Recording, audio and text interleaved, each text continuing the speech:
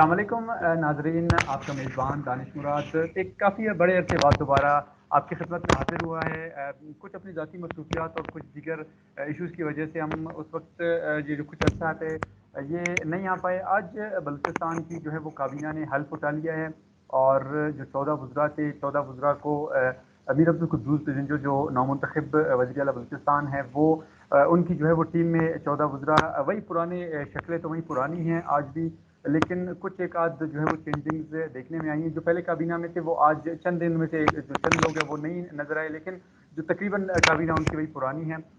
P T I Balochistan کے جو chapter ہیں انہوں نے جو ہے وہ جو ان کے پارلیمانی سربراہ ہیں، پارلیمانی جو لیڈر ہیں سردار یار محمد رند، ان کے ترجمان ہمارے ساتھ موجود ہے بابر خان یوسف زئی۔ وہ اس حوالے سے کیا کہیں گے، چونکہ قدوس بزنجو جو وزیر اعلیٰ بلوچستان انہوں نے کہا تھا کہ ہم نے تمام جو جماعتیں ہیں ان کو بھرپور طریقے سے جو ہے وہ ان کی حیثیت کے مطابق نمائندگی دی ہے، لیکن سردار یار محمد رند جو ایک سیاسی قد کاٹ رکھنے والی شخصیت ہے، انہوں نے اس پر جو ہے وہ اس کابینہ کو مسترد کر دیا ہے۔ کیا وجہ اس حوالے سے بات کریں گے۔ بابر بھائی آپ کا بہت شکریہ، آپ نے ہمیں وقت دیا۔ سب سے پہلے یہ بتائیں کہ کیا وجہ ہے آپ کے تو دو جو رکن اسمبلی اراکین اسمبلی ہے وہ وزیر بن گئے، آج انہوں نے حلف اٹھا لیا، اور اس کے علاوہ جو ہے وہ تقریباً جو آپ کے ایک رکن اسمبلی ہے وہ مشیر بھی بن رہے ہیں، ان کا نوٹیفیکیشن ہو جائے گا، تو پھر بھی اس کے باوجود بھی کیا ریزرویشنز ہیں آپ کی؟ بسم اللہ الرحمن الرحیم، ایاک نعبد و ایاک نستعین۔ دانش، سب سے پہلے میں آپ کا شکر گزار ہوں اور میں آپ کا شکریہ ادا کرتا ہوں کہ آپ نے اتنے سینسیٹیو ایشو پر مجھے اپنے ساتھ اس ویلاگ میں کنیکٹ کیا۔ جہاں تک بات ہے ایشوز کی، ایشوز سچ ایز آپ کو بتاؤں کہ بلوچستان جو ہے ایک قبائلی روایات والا صوبہ ہے۔ بلوچستان میں سیاست سے زیادہ قبائلی روایات کو حیثیت دی جاتی ہے، قبائلی روایات کو وزن دیا جاتا ہے۔ اور جہاں تک سیاست کی بات ہے تو سیاست میں پاکستان تحریک انصاف موجودہ حکومت کی سب سے بڑی اتحادی جماعت ہے۔ گویا کہ قدوس صاحب وزیر اعلیٰ بننے کے لیے انہوں نے اپوزیشن جماعتوں کا سہارا لیا۔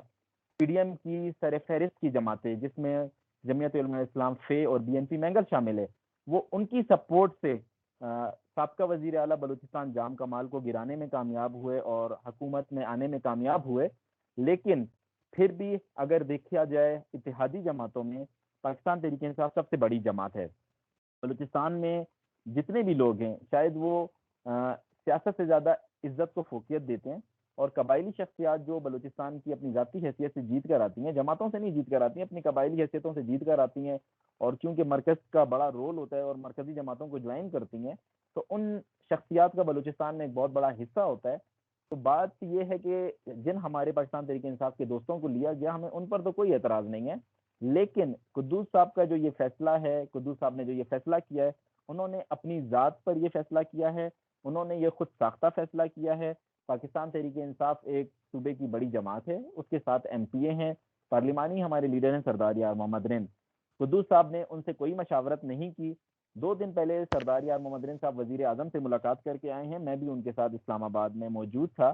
اس ملاقات میں وزیر اعظم صاحب نے سردار رند صاحب کو یہ ٹاسک دیا تھا کہ آپ بلوچستان جائیں اور بلوچستان جا کر حکومت جو بن رہی ہے، اس ٹائم جو حکومت بن رہی ہے، اس حکومت کے حوالے سے جا کر قدوس بزنجو صاحب سے بات چیت کریں۔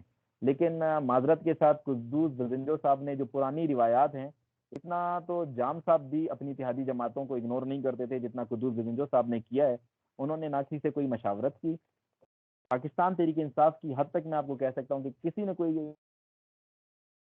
کسی سے انہوں نے مشاورت نہیں کی، اور اپنے منہ پر انہوں نے کابینہ کا اعلان کیا ہے، اور اس میں ایک مشیر ہیں میر نعمت زہری صاحب۔ انہوں نے آج دیکھیں کہ جو حلف برداری کی تقریب تھی اس کا بائیکاٹ بھی کیا ہے، انہوں نے مشیر لے لیا ہے اپنے ساتھ، اس کو نوٹیفائی کر دیا ہے، لیکن میر نعمت صاحب آج اس تقریب میں شریک نہیں ہوئے ہیں۔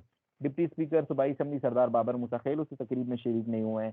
سابقہ صوبائی وزیر تھے میر عمر جمالی صاحب، وہ اس تقریب میں شریک نہیں ہوئے ہیں۔ سردار یار محمد رند صاحب شریک نہیں ہوئے ہیں، اور ایک ہماری خاتون ایم پی ہیں بی بی فریدہ صاحبہ، وہ اس تقریب میں شریک نہیں ہوئی ہیں۔ تو قدوس صاحب جہاں پر باتیں بہت بڑی بڑی کرتے ہیں، اور ایک 10 دن پہلے وہ سردار یار محمد رند کے گھر پر آئے تھے، اور ایک پریس کانفرنس آپ نے بھی دیکھی ہوگی، اس میں بھی انہوں نے بہت بڑی بڑی باتیں کی۔ باتیں وہ بڑی اچھی اچھی کرتے ہیں، لیکن شاید وہ ان باتوں کو بھول گئے ہیں۔ لیکن بلوچستان ایک قبائلی صوبہ ہے، بلوچستان میں عزت دو عزت لو والا فارمولہ چلتا ہے۔ بابر بھائی مجھے میں آپ کی لگتا بات ہے سمجھ رہا ہوں، آپ کی بات کاٹ رہا ہوں معذرت کے ساتھ۔ بابر بھائی، میں نے ابھی آپ کے پی ٹی آئی بلوچستان کے ایک اور شخصیت سے بات کی تھوڑی دیر پہلے، آپ سے کانٹیکٹ کرنے سے پہلے، تو وہ اس فیصلے کو جو ہے وہ خوش آئند قرار دے رہے ہیں۔ کیا یہاں پر پی ٹی آئی دو حصوں میں تقسیم نہیں ہوئی، دو دڑوں میں تقسیم نہیں ہوئی؟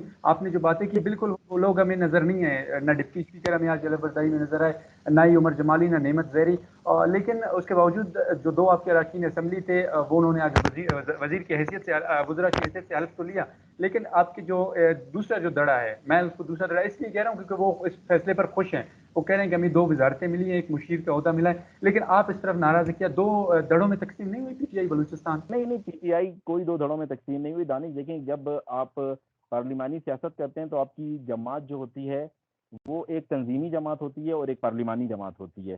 یہ آپ دیکھ رہے ہیں ہر جماعت میں، ہر سیاسی جماعت میں، ہر جمہوری جماعت میں یہی ہوتا ہے کہ ایک آپ کی پارلیمانی جماعت ہوتی ہے اور ایک تنظیمی جماعت ہوتی ہے۔ کیونکہ تنظیمی جماعت اس کو شاید خوش آئند کہہ رہی ہوگی، لیکن کیونکہ ہم پارلیمانی جماعت کے لحاظ سے آپ کو یہ بتائیں کہ پہلے بھی پاکستان تحریک انصاف کے پاس دو وزارتیں تھیں۔ عمر خان جمالی وزیر تھے، سردار یار محمد رن وزیر تھے، اس سے پہلے میر نصیب اللہ مری صاحب جو آج دوبارہ کابینہ میں شامل ہوئے ہیں وہ بھی صوبائی وزیر صحت رہ چکے ہیں۔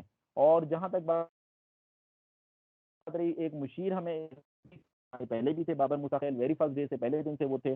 جہاں تک آپ بات کرتے ہیں ایک مشیر کا، تو مشیر صاحب سے بھی پوچھا نہیں گیا، مشاورت نہیں کی گئی ہے، لیکن اس سے پہلے بھی ایک پارلیمانی سیکرٹری مبین خلجی صاحب پارلیمانی سیکرٹری ہوتے تھے جو آج وزیر بنے، اور انہیں بھی محکمے کے تمام اختیارات تھے۔ تو یہ بات کہ پاکستان تحریک انصاف دو دھڑوں میں تقسیم ہوئی ہے، بالکل تقسیم نہیں ہوئی۔ اب مجھے نہیں پتا میرے کس دوست نے اس کو خوش آئند قرار دیا ہے، لیکن ہم جو صوبے کے سینیریو میں دیکھ رہے ہیں، ہمیں لگ رہا ہے کہ پاکستان تحریک انصاف کو جان بوجھ کر دیوار سے لگایا جا رہا ہے۔